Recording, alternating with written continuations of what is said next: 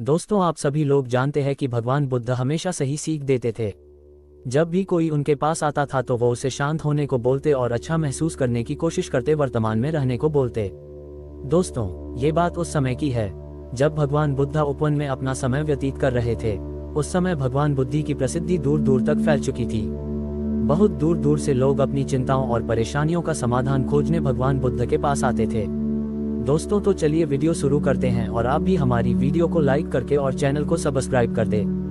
दोस्तों, एक दिन जब भगवान बुद्ध उपवन में अपने शिष्यों को प्रवचन दे रहे थे तो एक अधेड़ उम्र का व्यक्ति अपने 14 वर्ष के पुत्र को अपने साथ लिए बुद्धि की तरफ चला आ रहा था।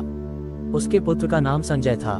जब वह व्यक्ति अपने पुत्र संजय को लेकर प्रवचन स्थल के पास पहुंच गए तो भगवान बुद्ध ने एक नजर उन पर डाली और उन दोनों लोगों को इशारे से बैठने के लिए कहा। जब प्रवचन समाप्त हो गया और सभी लोग वहां से चले गए तो बुद्ध ने उस व्यक्ति को और उसके पुत्र संजय को अपने पास बुलाया और बैठने के लिए कहा। वहां चारों तरफ हरियाली छाई हुई थी। मौसम बहुत सुहाना था और तरह तरह के पक्षियों की आवाजें गूंज रही थी। ऐसा नजारा देखकर उस व्यक्ति को अंदर से असीम शांति महसूस हो रही थी। इसके बाद बुद्ध ने उस व्यक्ति से आने का कारण पूछा तो इस पर व्यक्ति ने कहा, हे महात्मा बुद्ध, मैं 2 दिन की लंबी यात्रा करके अपने पुत्र को आपसे मिलवाने लाया हूँ। यह मेरा इकलौता पुत्र है। इसका नाम संजय है और ये हर समय थका थका रहता है। ऐसा लगता है जैसे इसके अंदर कोई जान ही नहीं है, कोई प्राणी नहीं है।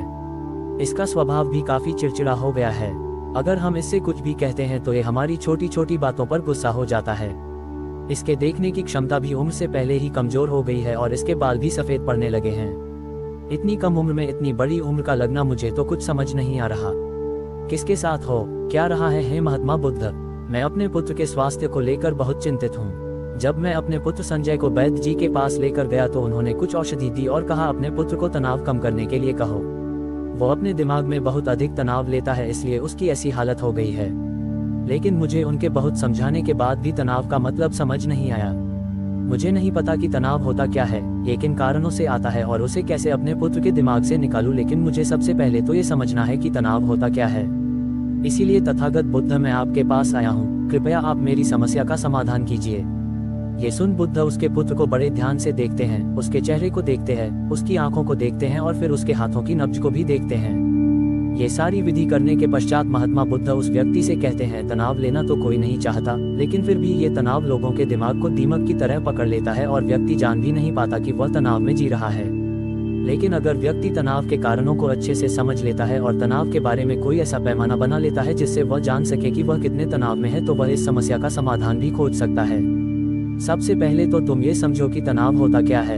जब भी कोई व्यक्ति कोई काम कर रहा होता है लेकिन उसका मन कहीं दूर भटक रहा होता है, कल्पनाओं में होता है, तो उसके शरीर और मन के बीच एक दूरी पैदा हो जाती है। ये दूरी जितनी अधिक होगी, व्यक्ति उतनी ही ज्यादा बेहोशी की अवस्था में होता है और शरीर व मन के बीच की इसी दूरी, इसी खिंचाव को तनाव कहा जाता है। आखिर कोई पसंदीदा खेल खेलने के बाद व्यक्ति चुस्ती और प्रसन्नता से क्यों भर जाता है, जबकि उसने तो अपने शरीर को थकाया है। क्योंकि जो खेलते समय मन और शरीर एक साथ पूरी तरह से उस खेल में केंद्रित होते हैं, जिससे शरीर और मन के बीच दूरी पैदा नहीं होती और कोई तनाव पैदा नहीं होता। और अगर दिमाग में कोई तनाव था भी तो वो भी दूर हो जाता है।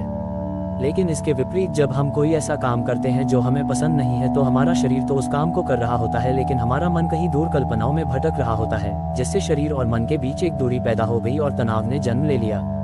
दोस्तों, बुद्ध कहते हैं, इसीलिए व्यक्ति को एक समय पर सिर्फ एक ही काम करना चाहिए और अपने तन और मन की सारी शक्ति उसी एक काम पर लगा देनी चाहिए, जिससे व्यक्ति के अंदर तनाव पैदा ही ना हो।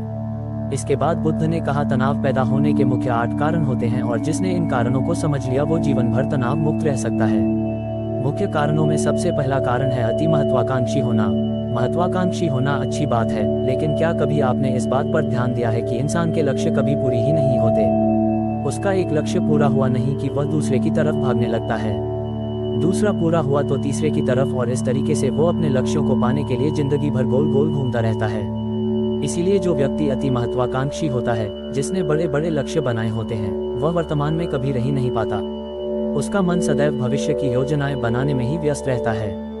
उसका शरीर तो वर्तमान में रहता है, लेकिन उसका मन भविष्य में ही रहता है, जिससे मन और शरीर के बीच दूरी पैदा हो जाती है और वह तनाव भरी जिंदगी जीने लगता है।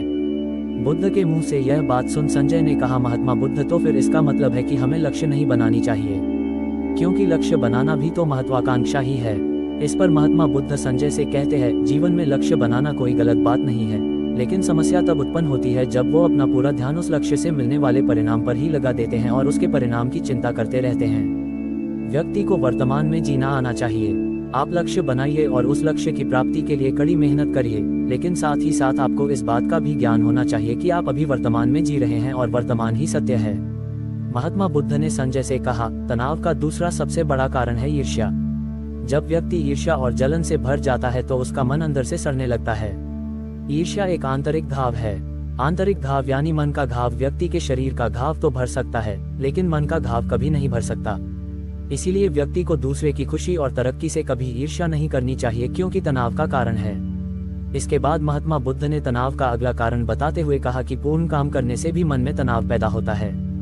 जो काम करना हमें पसंद ही नहीं है, जिस काम में हमारी रुचि ही नहीं है, उस काम में हमारा मन ही नहीं लग पाएगा। हमारा शरीर तो वही बैठा रहेगा, लेकिन हमारा मन कल्पनाओं की उड़ान भरेगा, जिससे शरीर और मन के बीच दूरी पैदा हो जाती है और व्यक्ति तनावग्रस्त हो जाता है। इसीलिए इंसान को हमेशा अपनी रुचि के अनुसार ही कार्य करनी चाहिए। अगर व्यक्ति ने ये पता कर लिया कि उसे कौन सा काम करना पसंद है और वो उसी काम को अपने जीवन का लक्ष्य बना लेता है, तो फिर वो काम उसके लिए काम नहीं बल्कि खेल बन जाता है। फिर महात्मा बुद्ध ने संजय को समझते हुए कहा, तनाव का चौथा कारण होता है किसी दूसरे से इच्छा रखना। बुद्ध ने संजय के पिता की ओर इशारा करते हुए कहा, एक पिता होने के नाते तुम्हारी अपने पुत्र से बहुत सी अपेक्षाएं होंगी कि तुम्हारा पुत्र एक बहुत ही कामयाब इंसान बने, तुम्हारा नाम रोशन करे, जैसा तुम चाहते हो उस तरह का जीवन जिए, तुम्हारी हर बात माने। लेकिन क्या आज तक कभी किसी की सारी अपेक्षाएं पूरी हुई है? जब भी कोई व्यक्ति किसी दूसरे से कोई अपेक्षा रखने लगता है, कोई इच्छा रखने लगता है, तो वो अनजाने में अपने लिए तनाव पैदा करने लगता है। जरा सोचो कि अगर तुम्हारा बेटा संजय तुम्हारे अनुसार काम नहीं कर रहा और वो नहीं बन पा रहा जो तुम उसे बनाना चाहते हो, तो निश्चित रूप से तुम्हारे दिमाग को तनाव पकड़ लेगा। तुम तनाव से भरा जीवन जीना शुरू कर दोगे और इस तनाव में आकर तुम ऐसा व्यवहार करोगे, ऐसी बातें करोगे कि तुम्हारा अपने पुत्र के साथ संबंध और भी खराब होता चला जाएगा। इसीलिए व्यक्ति को जितना हो सके उतनी कम अपेक्षाएं दूसरों से रखनी चाहिए, और अगर पूरी तरह से तनाव मुक्त रहना है तो दूसरों से अपेक्षा रखना ही बंद कर दो। इसके बाद महात्मा बुद्ध ने संजय से कहा कि शारीरिक कष्ट भी इंसान के तनाव का एक कारण होता है। जब व्यक्ति किसी शारीरिक पीड़ा से गुजर रहा होता है तो उसका पूरा ध्यान बस अपने उस शारीरिक दर्द पर होता है और वो पूरे दिन बस उसी के बारे में सोचता रहता है, जिससे उसका मन दुख के विचारों से भर जाता है और ऐसी स्थिति में व्यक्ति तनावग्रस्त रहने लगता है। ये सुनकर संजय के पिता ने कहा कि हे महात्मा बुद्ध, शारीरिक दुख तो किसी भी व्यक्ति को हो सकता है, तो फिर ये क्या हुआ? व्यक्ति जीवन भर तनाव में ही जिएगा? इसका जवाब देते हुए महात्मा बुद्ध ने कहा कि इंसान को ये बात समझनी चाहिए कि हमारा जीवन दुखों का आधार है। जैसे जैसे हमारा जीवन आगे बढ़ता है, इसमें दुख आते हैं, बीमारियां आती है और फिर अंत में मृत्यु भी आती है। तो बीमारियां इंसान के जीवन का अभिन्न अंग है, कोई इनसे बच नहीं सकता। बस किसी किसी के जीवन में ये समय से पहले आ जाती है तो किसी के बाद में। जब इंसान का मन इस बात को अच्छे से समझ लेगा तो फिर वह अपनी बीमारी के बारे में सोच कर ज्यादा तनाव नहीं लेगा, क्योंकि यह हमारे जीवन का अभिन्न हिस्सा है और इसके लिए व्यक्ति को शारीरिक रूप से भी अभ्यास करते रहना चाहिए। अपने जीवन में व्यायाम और स्वस्थ जीवन शैली को भी जगह देनी चाहिए, ताकि उसका शरीर लंबे समय तक निरोगी रहकर सही से काम कर सके। फिर महात्मा बुद्ध संजय से कहते हैं, तनाव का अगला कारण होता है अपनी योजनाओं को समझने के लिए समय न देना। कुछ लोगों के दिमाग में कोई विचार आया नहीं है कि वो बिना सोचे समझे उस पर काम करना शुरू कर देते हैं, और जब उस काम में उन्हें असफलता मिलती है तो वह तनाव से भर जाते हैं, क्योंकि उन्होंने उस काम को शुरू करने से पहले उसके बारे में पूरी जानकारी इकट्ठा नहीं की थी। इंसान को कोई भी काम शुरू करने से पहले उसके अच्छे और बुरे परिणामों के बारे में ठीक से सोच विचार कर लेना चाहिए कि अगर ये योजना सफल नहीं हुई तो फिर इसके बाद मैं क्या करूंगा। इसलिए व्यक्ति को अपनी योजनाओं को ठीक से समझने के लिए पूरा समय देना चाहिए, ताकि बाद में उस योजना की वजह से तनाव पैदा ना हो। फिर महात्मा बुद्ध संजय को तनाव का 7वां सबसे बड़ा कारण होता है आज के काम को कल पर टालना। आप लोगों ने ये कहावत तो सुनी होगी कि आलस इंसान के शरीर का सबसे बड़ा शत्रु है। इंसान आलस्य की वजह से आज के काम को कल के लिए टाल देता है और फिर काम को टालना उसकी आदत बन जाती है। काम को कल पर टालने वाले व्यक्ति का काम कभी भी समय पर पूरा नहीं हो पाता, और अगर किसी तरह से पूरा हो भी जाता है तो वह उतना अच्छा नहीं हो पाता जितना अच्छा उसे किया जा सकता था, और फिर यह बात व्यक्ति के अंदर तनाव पैदा करती है। लेकिन काम को टालना या काम को एकदम अंत समय पर करना एक आदत है, इसीलिए व्यक्ति ना चाहते हुए भी बार बार अपनी इस आदत का शिकार बन जाता है और काम को टालता रहता है, और फिर जब काम की समय सीमा पास आ जाती है तो वह तनाव से भरकर काम को पूरा करने का प्रयास करता है। इसीलिए तनाव मुक्त रहने के लिए व्यक्ति को काम को टालने की आदत छोड़नी पड़ेगी, और ये तभी संभव है जब व्यक्ति काम को समय से पहले खत्म करने का निश्चय करें। दोस्तों फिर महात्मा बुद्ध संजय को सबसे आखिरी और सबसे प्रमुख कारण जो तनाव का होता है वो है ज्यादा सोचना।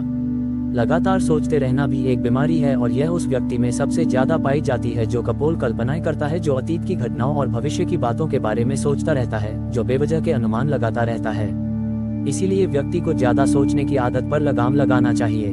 इसके लिए जितना हो सके खुद को काम में व्यस्त रखना चाहिए और हर दिन ध्यान का अभ्यास करने को अपने जीवन का हिस्सा बना लेना चाहिए।